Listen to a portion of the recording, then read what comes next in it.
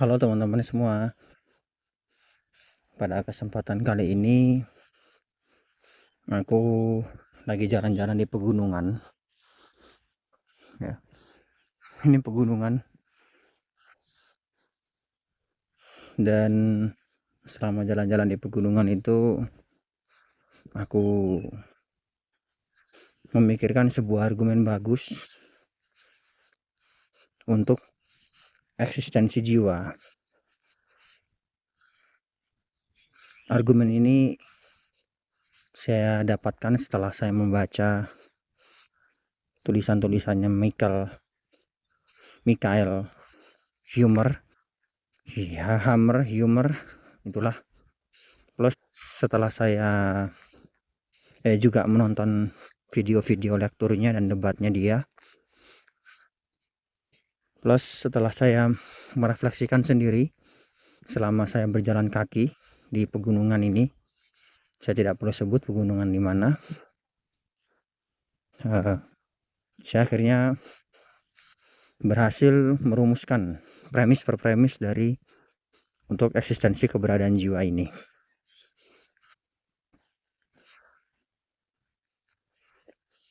Argumennya itu sebagai untuk menggarisbawahi, untuk mengklarifikasi, saya bukan orang yang bergabung dalam agama terorganisir.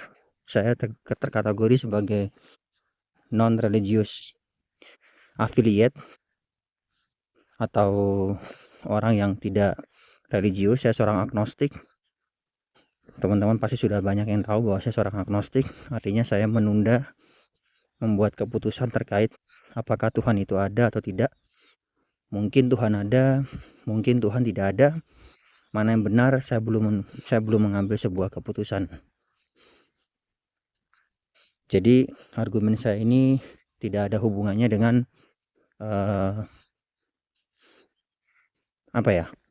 agama tertentu. Kalaupun ada kesamaan, ya itu hanya ada kesamaan aja. Tapi argumen saya ini murni bersifat sekuler. Seperti apa argumennya? Kayak gini ya teman-teman ya. Yang pertama adalah kita punya alasan yang cukup masuk akal untuk percaya pada intuisi kita begitu saja, sampai ada alasan yang cukup valid untuk mengatakan bahwa intuisi kita itu salah.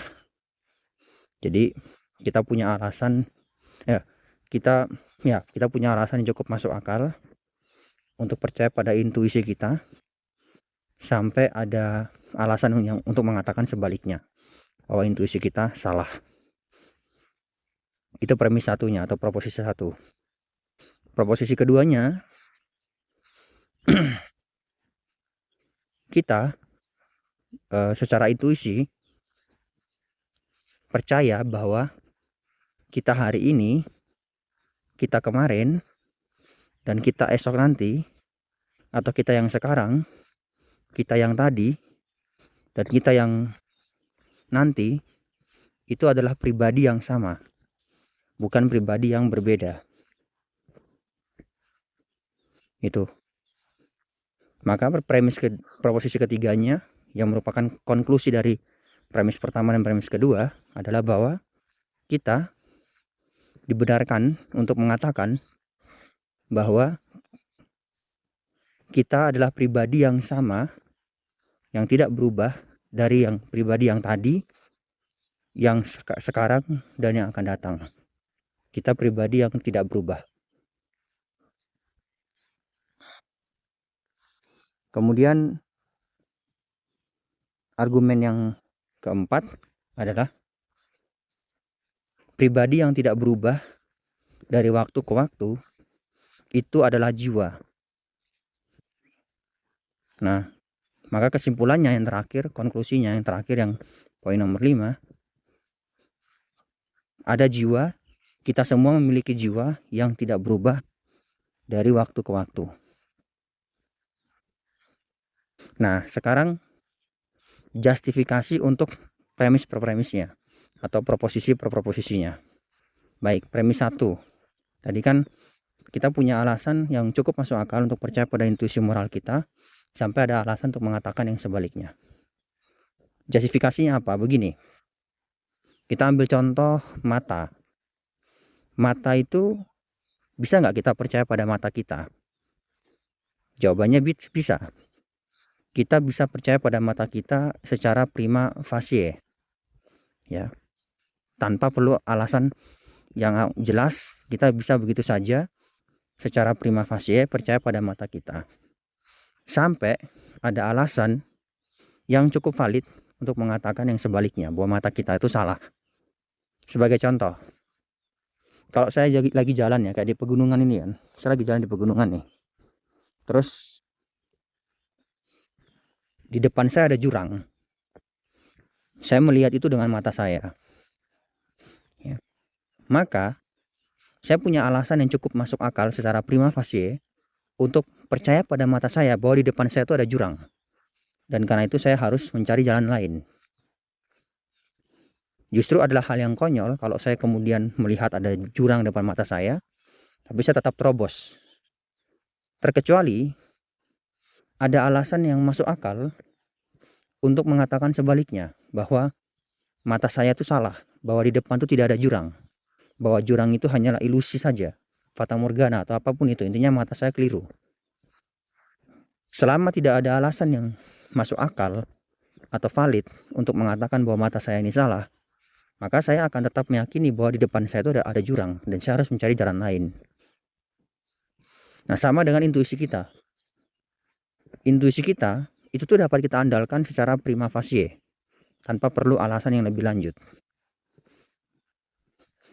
Sampai ada bukti, argumen, ataupun alasan untuk mengatakan yang sebaliknya, bahwa intuisi kita tuh salah.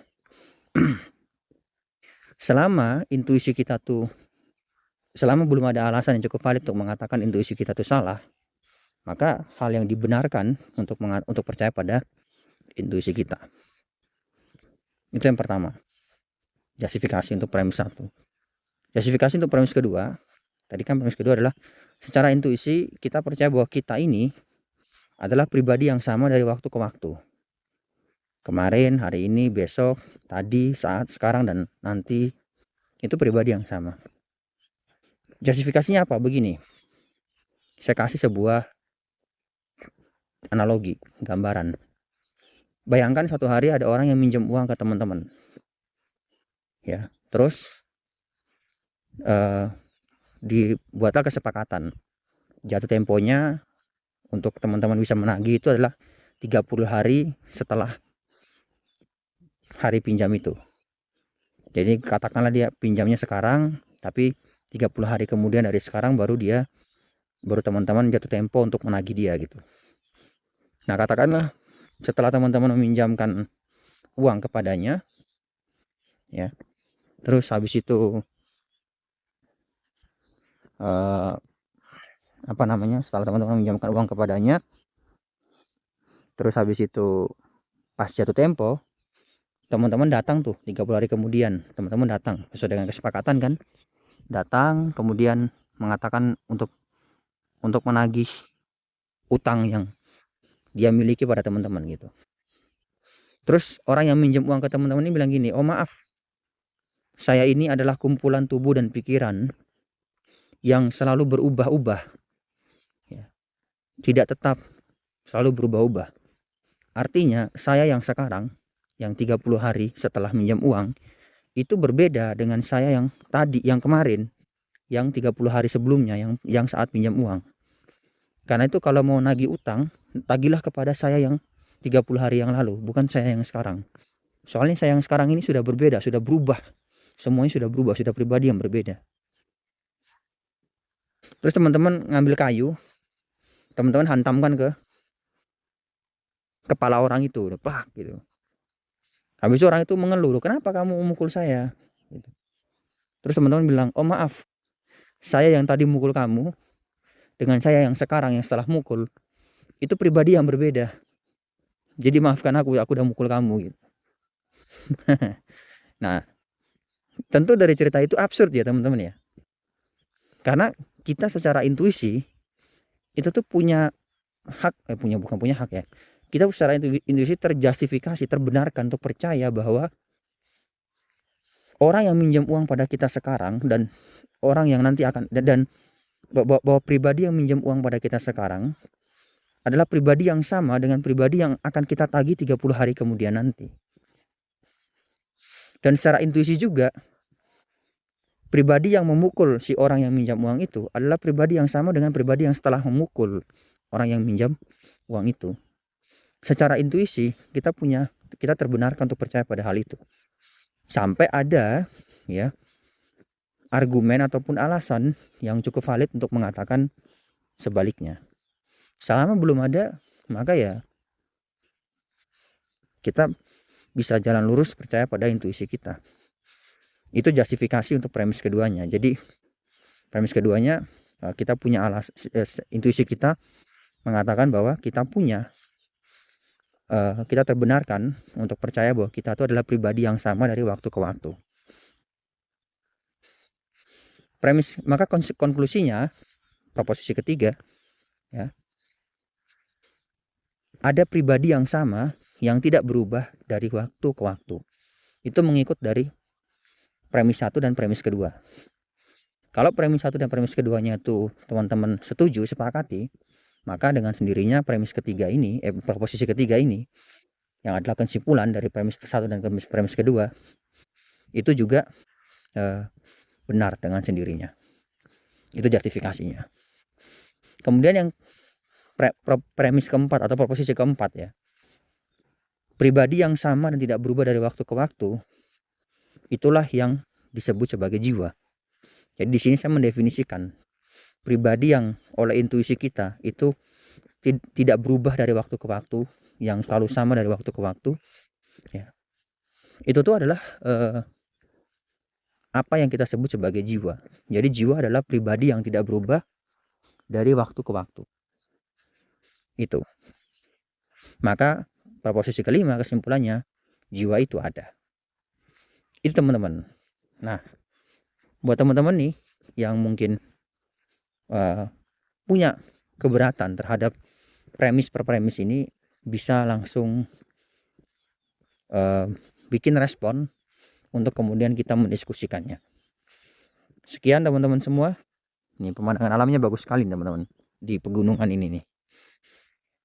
Ya, kalau Friedrich Nietzsche itu dia mendaki pegunungan Alden seorang diri ya, berkelana di pegunungan Alden seorang diri ya, saya juga nih di pegunungan nih untuk bikin konten. Tapi kalau Nietzsche kan untuk ini, untuk apa tuh? Untuk bikin nulis buku ya. Kalau saya bikin konten. Itu teman-teman ya, argumen dari saya. Silahkan nanti ditanggapi. Cukup sekian dan terima kasih.